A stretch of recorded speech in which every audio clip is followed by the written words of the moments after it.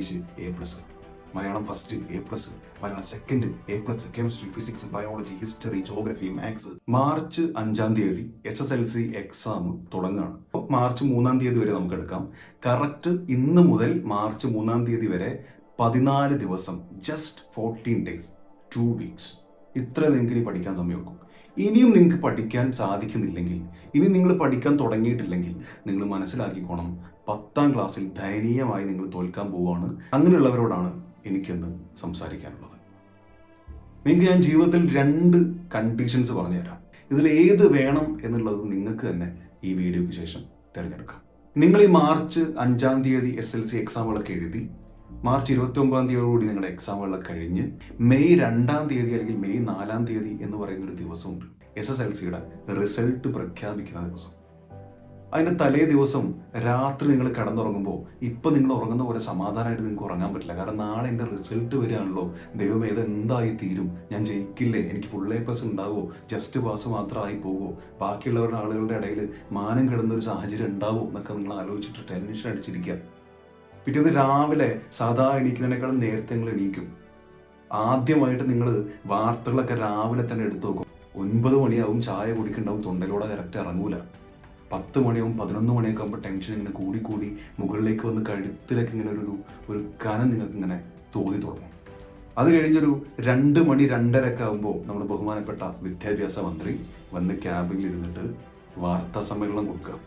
മനോരമയും ഏഷ്യാനെറ്റും അടക്കം മലയാളത്തിലെ സകലമാന വാർത്താ ചാനലുകളും ഇങ്ങനെ മുമ്പിൽ ഇങ്ങനെ ഒപ്പിയെടുക്കാൻ വേണ്ടി നിൽക്കുന്നുണ്ടാവും. പുള്ളിക്കാരൻ വന്നിട്ട് കാര്യങ്ങൾ ഇങ്ങനെ പറഞ്ഞു കൊടുക്കുക. കേരളത്തിൽ ഇത്ര A+കളാണ്, മൊത്തം ഇത്ര ശതമാനം വിജയമാണ്, ഓരോ ജില്ലയിലും ഇത്രയാണ് കണക്ക്, ഏറ്റവും കൂടുതൽ A+കളുള്ള ജില്ല ഇന്ന ജില്ലയാണ് എന്നൊക്കെ പുള്ളിക്കാരൻ ഇങ്ങനെ പറയാം. എന്നിട്ട് പുള്ളി പറയാം ഇത്ര ശതമാനം, ഇത്ര കുട്ടികൾ തോറ്റു. എന്തിനു ഒരു കുട്ടി തോറ്റു എന്ന് പറഞ്ഞാൽ പോലും നിങ്ങൾക്ക് ടെൻഷൻ ഭയങ്കരമായിരിക്കും. ആ കുട്ടി ഞാനാണോ എന്നുള്ളത് നിങ്ങളുടെ റിസൾട്ട് നിങ്ങൾ ചെക്ക് ചെയ്ത് കയ്യിൽ കിട്ടുന്ന നിമിഷം വരെ നിങ്ങളുടെ ഉള്ളിൽ ഇങ്ങനെ കടന്നിട്ട് ഇങ്ങനെ വിങ്ങാൻ തുടങ്ങും. ടെൻഷൻ്റെ അളവ് കൂടി.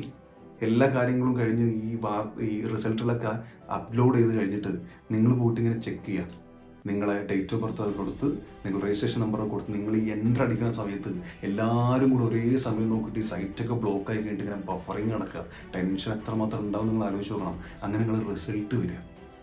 ഇനിയാണ് ആ പറഞ്ഞിട്ടുള്ള 2 സാഹചര്യം. അതിൽ ഒന്നാമത്തേത് സന്തോഷമുള്ള സാഹചര്യം. എന്താണ് ആ സാഹചര്യം? നിങ്ങൾ വന്നിട്ട് ഇങ്ങനെ നോക്കുമ്പോൾ നിങ്ങളുടെ പേരിങ്ങനെ വരുന്നത്, പേരിൻ്റെ താഴത്തേക്ക് ഇങ്ങനെ English A+, Malayalam first A+, Malayalam second A+, chemistry, physics, biology, history, geography, maths, അങ്ങനെ ഓരോന്ന് നോക്കുമ്പോഴും A+, മൊത്തം 10 A+.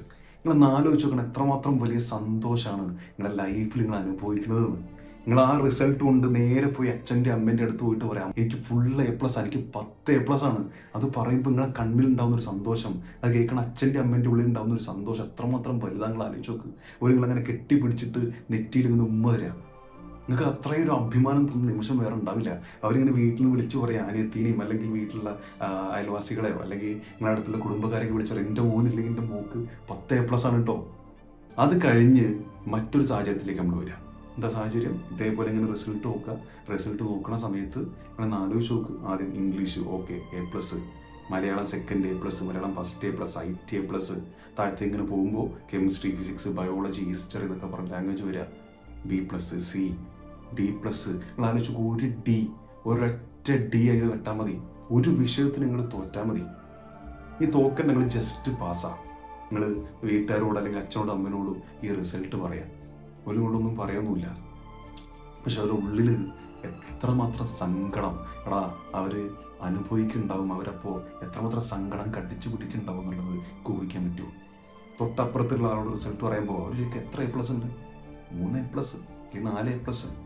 ടെൻഷൻ അടിച്ച് നിങ്ങൾ ആലോചിക്കുക എത്രയും ദിവസം ഉണ്ടായിട്ട് ഒന്ന് ഞാൻ പഠിച്ചിരുന്നെങ്കിൽ, ഒന്ന് ഞാൻ ക്ലാസ് കേട്ടിരുന്നെങ്കിൽ, ഒന്ന് ഞാൻ ക്ലാസ്സിൽ പോയിരുന്നെങ്കിൽ, അനാവശ്യമായ ലീവൊക്കെ ഞാനൊന്ന് ഒഴിവാക്കിയിരുന്നെങ്കിൽ, ടീച്ചേഴ്സ് പറഞ്ഞ് കേട്ടിരുന്നെങ്കിൽ, അച്ഛനമ്മയും വീണ്ടും പഠിക്കടി മക്കളെ പഠിക്ക് എന്ന് പറഞ്ഞപ്പോൾ ദേഷ്യം വരാതിരുന്ന് പഠിച്ചിരുന്നെങ്കിൽ, 1 മണിക്കൂറെങ്കിൽ 1 മണിക്കൂർ, 2 മണിക്കൂറെങ്കിൽ 2 മണിക്കൂർ ശ്രമിച്ചിരുന്നെങ്കിൽ ഞാനിപ്പോൾ ജയിക്കുമായിരുന്നില്ലേ, എനിക്ക് ഫുൾ A+ മേടിക്കാൻ അത്ര പണി ഉണ്ടായിരുന്നു എന്നുള്ള അപ്പം കടന്ന് റിഗ്രറ്റ് അടിച്ചിട്ട് എന്താ ഗുണം?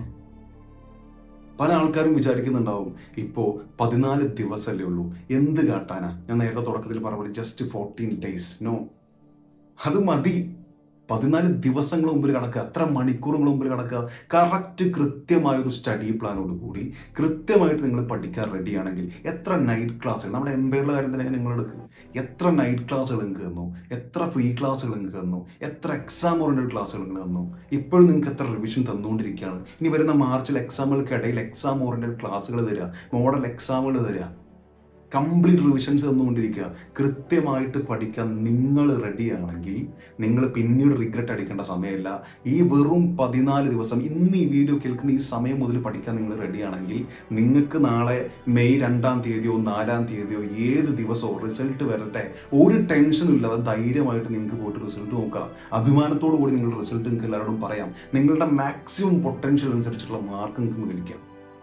അതിനു വേണ്ടിയുള്ള പണിയെടുക്കാൻ ഒറ്റ കാര്യങ്ങൾ ചെയ്യേണ്ടുള്ളൂ.